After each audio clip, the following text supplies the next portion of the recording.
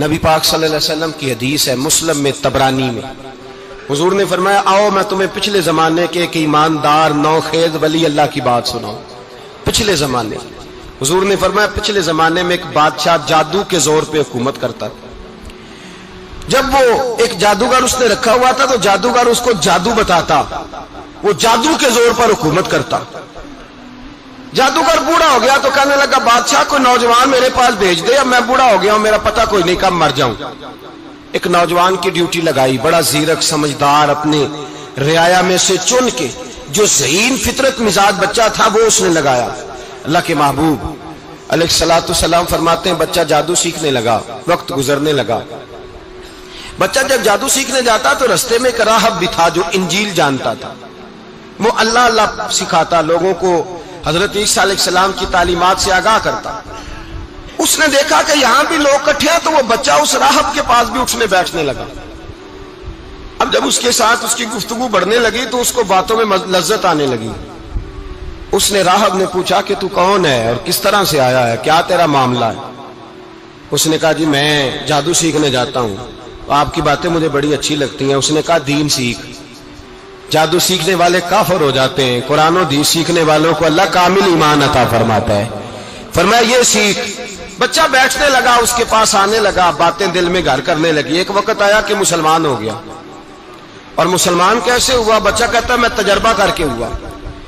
اب میں تھوڑا سا وقت جادوگر کے پاس بھی جاتا اور باقی سارا وقت وہاں بیٹھتا۔ میں ایک دن جا رہا تھا تو رستے میں اژدہا تھا، بہت بڑا سانپ تھا، رستہ روک کے کھڑا تھا۔ یہ حضور نے بیان کی حدیث۔ نبی پاک صلی اللہ علیہ وسلم فرماتے ہیں بچہ کہتا ہے کہ رستے کے اندر سانپ ہے، رستے بند ہے، لوگ چھتوں درختوں پہ چڑھے، ہراش ہے۔ کہتے چھوٹا سا روڑا میں نے اٹھایا تو میں نے کہا اللہ اگر جادوگر سچا ہے تو اسے مار دے۔ چھوٹا سا روڑا میں نے پھینکا، اژدہا کوئی نہ مرا۔ پھر چھوٹا روڑا اٹھایا، میں نے کہا اللہ اگر وہ عالم سچا ہے تو اسے مار دے۔ اب جب میں نے روڑا مارا تو اژدہا مر گیا۔ میرے اندر سے گواہی آئی نہیں دین کی باتیں سچی ہیں، نہیں قرآن کی باتیں اسلام سمجھانے کے لیے عرض کر رہا ہوں، اگرچہ اس دور میں انجیل تھی، اللہ رسول کی باتیں اچھی ہیں۔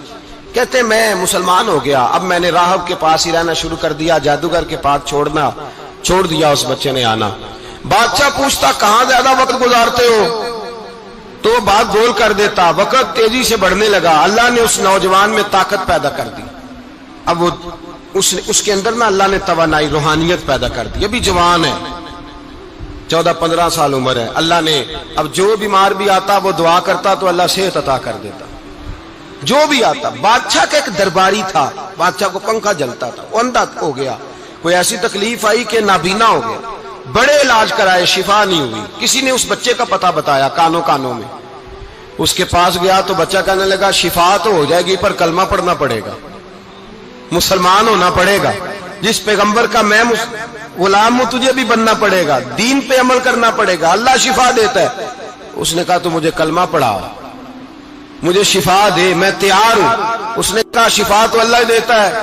اس نے اللہ تبارک و تعالیٰ کا ذکر کر کے دعا مانگی، یہ مسلم شریف میں حدیث ہے، طبرانی میں موجود ہے۔ اللہ نے اسے شفا دی، اس نے کلمہ پڑھنا شروع کر دیا۔ یہاں ایک نقطہ لکھا ہے ہمارے علماء نے، کہتے ہیں جب اللہ ولایت عطا کرتا ہے نا تو یہ سفید بالوں والے کا حصہ نہیں ہوتی۔ اگر جوانی میں کوئی آدمی توبہ کر کے تصوف کے رستے پہ چلتا ہے تو سب سے زیادہ ولایت اللہ اسے عطا فرماتا ہے، سب سے زیادہ ولایت اس کے پاس ہوتی ہے۔ ابھی اس کے بال کالے ہیں، چڑھتی جوانی ہے، دعا کی تو اللہ نے، اور حدیث پاک میں موجود ہے کوڑے آتے تو شفا یاب ہو جاتے، اندھے آتے تو شفا یاب، برس والے آتے تو اللہ سے دے، جوان ہے۔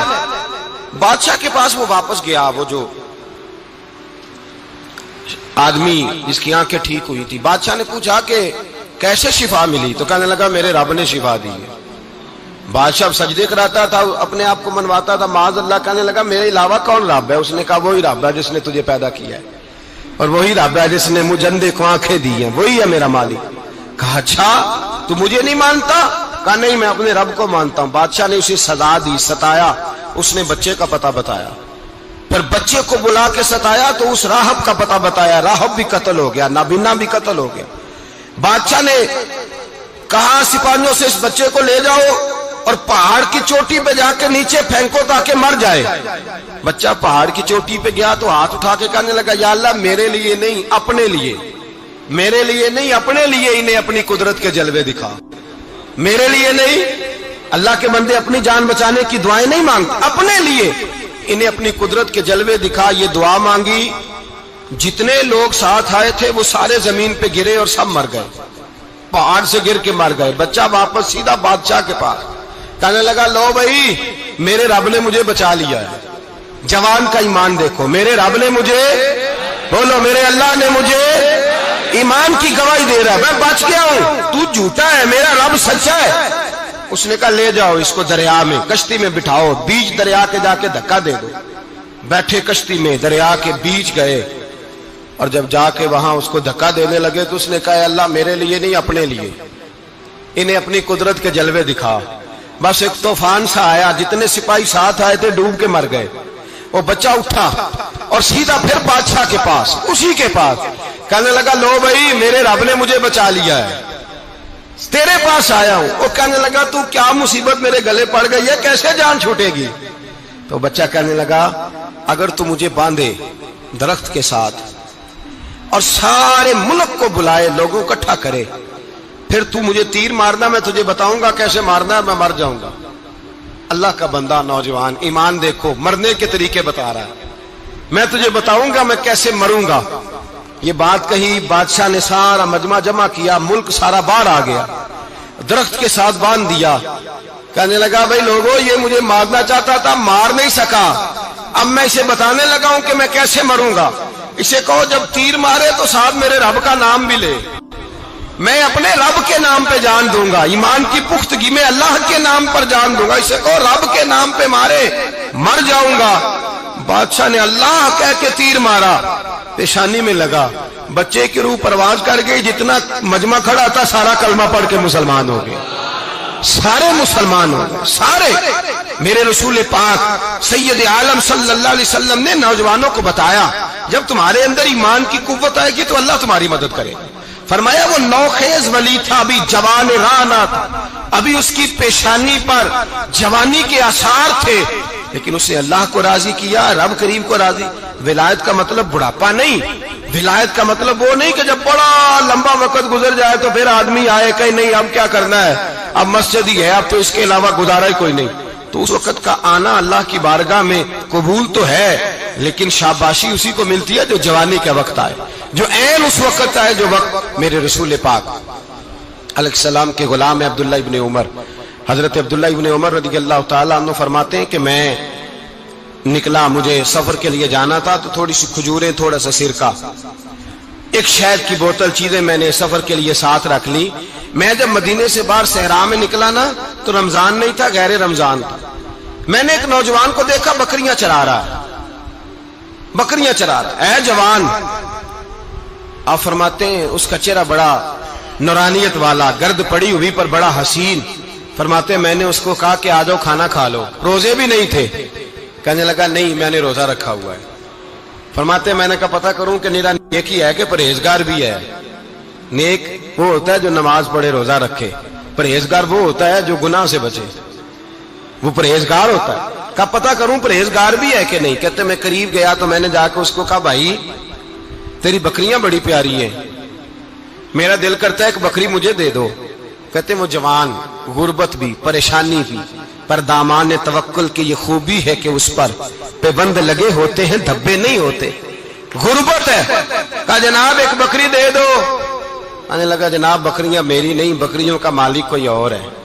کہتے میں نے آزمانے کے لیے کہا کہ بکریوں کے مالک کو کہنا ایک بکری بھیڑیا لے گیا ہے، کہہ دینا بھیڑیا لے گیا ہے. تو کہتے اس نے میری طرف دیکھا، گرد سے اس کے بال اٹے ہوئے، آنکھوں میں روشنی، چہرے پہ اطمینان، لب و لہجے میں ایمان کی طاقت. نوجوان کہنے لگا حضور بکریوں کے مالک کو تو کہہ دوں گا بھیڑیا لے گیا ہے، جب عرش کا مالک پوچھے گا تو کیا جواب دوں گا، اللہ کو کیا جواب دوں گا. کہتے ہیں میں کانپنے لگا اس کی بات سن کے. واپس آیا، جو کام نکلا تھا وہ چھوڑا، واپس لوٹ آیا. میں نے پتا کیا کس کا غلام ہے، پتا چلا فلاں آدمی کا ہے. کہتے میں نے پہلے غلام خریدا، پھر پتا کیا تیرے پاس بکریاں کتنی ہیں، اس نے کہا 400. کہتے میں نے مالک سے ساری بکریاں خریدی، پھر غلام کو بلایا، پھر وہ بکریاں تحفے میں دی، تحفے میں۔ کہنے لگا حضور یہ سارا کچھ مجھے کیسے ملا؟ میں نے کہا تیرا ایمان بڑا پختہ تھا تو میرے رب نے تجھے انعام عطا فرمایا۔